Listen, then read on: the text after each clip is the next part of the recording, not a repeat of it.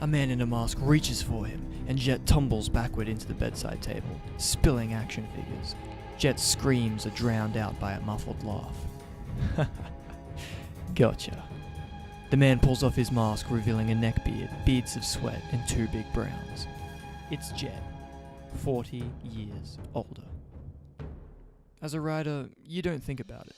You write it, in all its glory, filling your script with younger and older versions of your lead character. And then you let the casting director worry about it.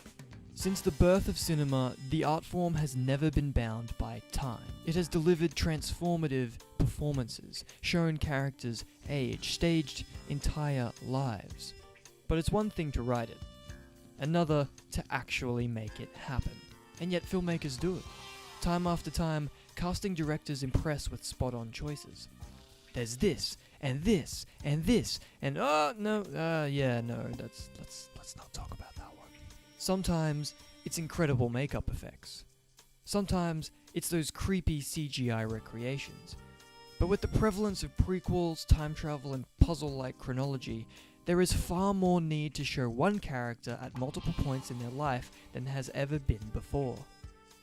Evidently, film and television has been doing this for centuries, and has incidentally developed rules for how to approach this, largely casting-based, problem. But what are they? Can we collate a single rulebook to utilize going forward? Can we create a guide for filmmakers stuck in this rut?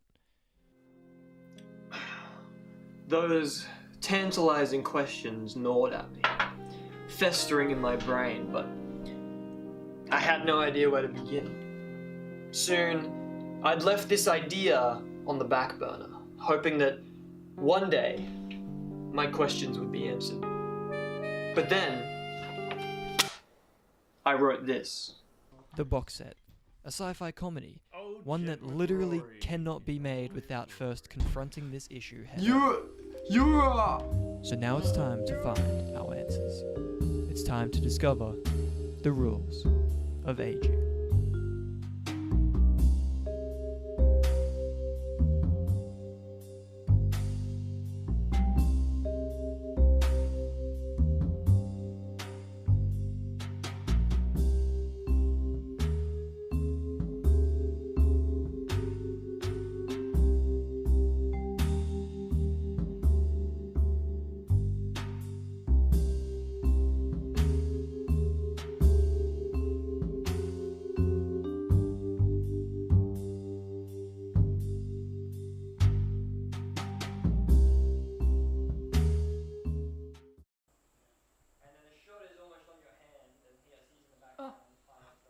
Okay, slowly blink. That's pretty weird. Script, so everyone sort of across what's happening. I'll read out obviously the scene descriptions and just we'll get all through, I guess. Eventually, we did it, and the results will speak for themselves when the box set is released. So, how did we get here? Well, let's travel back.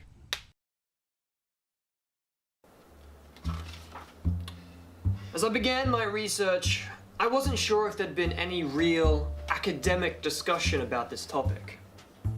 There are behind-the-scenes looks into relevant productions like Looper and This Is Us, comparison articles, and loads of opinions about digital de-aging, but very little by way of actual guides. But then, I found this article. It's called Time Shifted Actor, and it's found on tvtropes.com. Now, while I find this terminology somewhat problematic, given that it revolves around the word actor when this concept is more based on the characters, the article itself provides a comprehensive guide to this trope, providing a list of all known examples and a brief description. So, going forward, I shall refer to this phenomena as a time-shifted character, or a TSC. Since 1990, occurrences of TSCs in live-action films have increased by 227%. In live-action TV, occurrences have increased by 80% since 2000. This corroborates what we all know: prequels and flashbacks are in fashion. Although often viewed as uninventive, flashbacks have become a valuable tool to economically deliver significant exposition and build mystery, often running parallel stories that climax simultaneously. Similarly, prequels are often viewed as lazy attempts to cash in on an established IP that, for whatever reason, can't produce a sequel. But as expanded universes continue to be popular, they're going to become increasingly necessary and easier as well, due to newfound technological capabilities, such as being able to digitally recreate a younger image perfectly. There is also an increase in time travel films featuring TSCs, even though they are notoriously hard to keep logically consistent, and we can expect this to continue to rise with the prevalence of digital de-aging. When reading articles that compare older and younger counterparts, it seems that the popular opinion is that a TSC is more likely to be successful and memorable the closer they resemble their older or younger counterpart, often disregarding acting ability and mannerisms altogether. Additionally, I was able to formulate a set of guidelines using a response from a casting director online, which featured many great tips and tricks. All of this data is useful, but to really solidify the rules, we needed to talk to someone with experience in the field. So, we went to Tom McSweeney. I'm Tom McSweeney. I'm a 32-year veteran of the casting profession. Was nominated for an Emmy in 2007, which we joked that in my obituary it will say Emmy-nominated. Yeah. I was unsuccessful in attaining the trophy, but I was recognized by my peers. How many times, at least that you can recall, you've had to face the situation where you've had to cast a younger or older person of a character? Many. I'd say for finding a character young and old, 20, 25 times. But normally you will, you try to get the largest character first, and then worry about the duplicates later.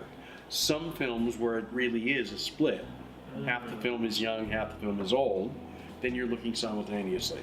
Okay. And is that tough then? Yeah. Yeah. Yeah. One of the ways you would do it is you have your lead actor, and you say, do you have any photographs of you as a child? Yeah. That's the smartest way to try to start. If you can see what they look like then you can try to start matching that.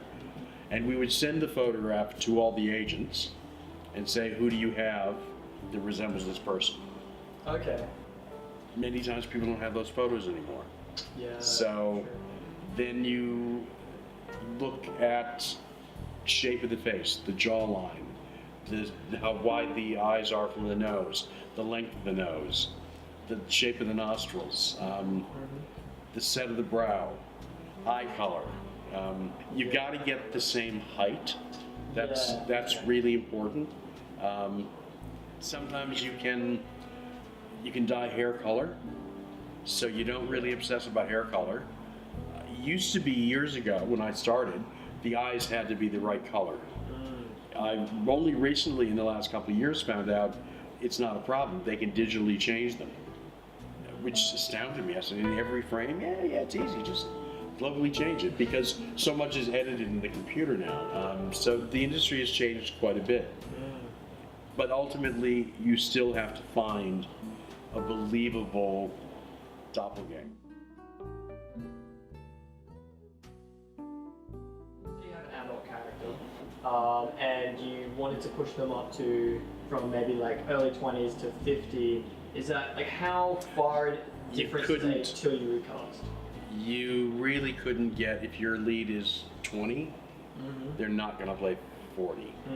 Even with makeup and things like that, just wouldn't risk it? No, you could maybe age a 30-year-old up to 40 or 50, but not a 20-year-old. Okay. They have to have had some life, something to build upon. Yes, it's been done. You need a hell of a good makeup artist. Yeah. And that's a lot of time in the chair. So that's a lot of time out of your shooting day. You're better off having a second cast member. Okay.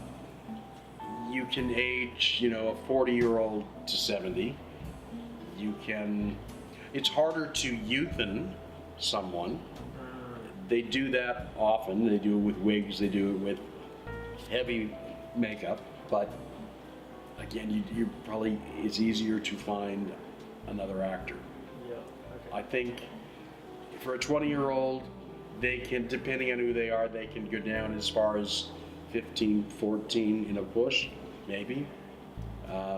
And you can push them maybe to 25, maybe 28. Okay. But that's about it. And it's behind your eyes. It's not necessarily on your face, it's behind your eyes. Yeah. As life deals you the knocks, your demeanor, your persona takes that on. Sometimes it's not about how well they act. Mm-hmm. It's about how well they think. I was gonna ask then, what are the specific tricks? Like you mentioned, hair color can change, eye color can change. But is there anything like with makeup, any other examples of things that they can change to make it worse? Well, certainly makeup is a huge plus. Because you can fix a nose, for example. A makeup artist can make a nose look identical. Yeah. And you've got to have a hell of a good makeup artist who's going to do that every day and make it look identical. It's budget, right, as well. Yeah. Yeah. So you aim to get it naturally as close as you can. Depends on how big the role is as well. Yes. Very often when they do it's usually flashbacks. Yeah. There's not a lot of dialogue. It's action usually. So you have a little more latitude. Sometimes you can find the perfect look, but they don't have the skill base. Yeah. Sometimes you find the skill base and the look isn't perfect, and you see if makeup and hair can help. Sometimes they aren't fussed on how closely they look, because they're going to be flashback scenes, and if the audience is that focused on, they don't look right, then there's a problem in the foreground. But every time it's a challenge. But how does digital de-aging affect all of this? It would be remiss not to mention this aspect, which is poised to have a profound impact on this entire concept. The hot new trend in Tinseltown, digital de-aging continues to prove that, in a short while, anything is possible in cinema. The implications are vast. This source connects the prevalence of digital de-aging to two specific films: Benjamin Button, a film that utilizes every aging technique in the book, and Ant-Man, which was basically just Marvel showing off. But as they expand their universe in all directions of time and space, this technique has become very handy, as they now lead the way with impressive results in the recent Captain Marvel. We have come a long way since Tron Legacy. So where does this all lead? Well, CGI will change all of this, perhaps rendering this research completely pointless. But it does raise a whole new set of questions, ones that are even harder to answer. What will happen to the aging makeup industry? Is it ethical to revive deceased actors? Can CGI do it all? Can a 60-year-old actor portray a 12-year-old? But I do know this. There is magic when it's real. It seems like a foregone conclusion to say that jobs are on the line. Aren't they all? But while we often think that artistic industries will be irreplaceable, opportunities are decreasing. This source argues that young actors won't even be able to make their big break, and that old actors won't get as many jobs. And when you take into account this quote from Rian Johnson, a perfect recreation of a younger self may actually be reductive. There's something about an actor's own interpretation of a younger character that sells the technique and makes the performances all the more human. And, as is crucial for the box set, it's the interaction between gifted actors that sells the narrative. It's unlikely that you will capture the same magic, that you will find the same rhythm with a CGI recreation. Also, small budgets. There will always be the small budget film. And I really hope that this guide will encourage aspiring filmmakers to go to high concept places and include a TSC in their film. It's frustrating, difficult, and complex, but when it works, it works. I know that, because we made it happen. Through multiple casting sessions, hours of auditions, many meetings, and interviews with incredible filmmakers like Tom McSweeney, we found a path forward. We found a way to achieve our goals, and hopefully, when you see the box set, you will agree.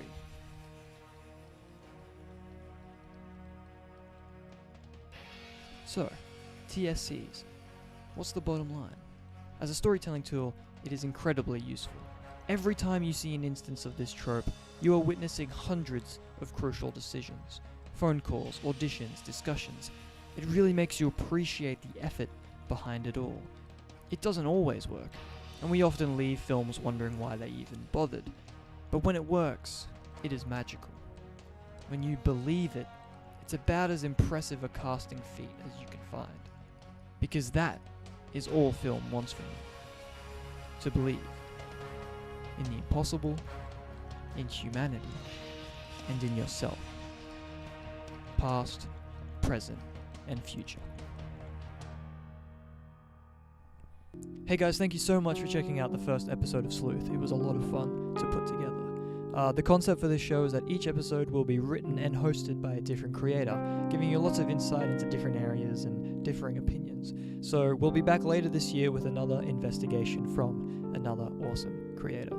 Our interview with the brilliant Tom McSweeney was so good that we're actually releasing the entire interview as a Slop podcast episode on Friday the 29th of March. So if you want to know more about this topic or a variety of other casting related things, please check that out. It's really quite fascinating. And finally, the box set will be released at a very special event that we will be announcing in the days to come. So make sure to stay tuned for that info. It's going to be very exciting. Until then, thank you for checking out the episode, and keep on detecting.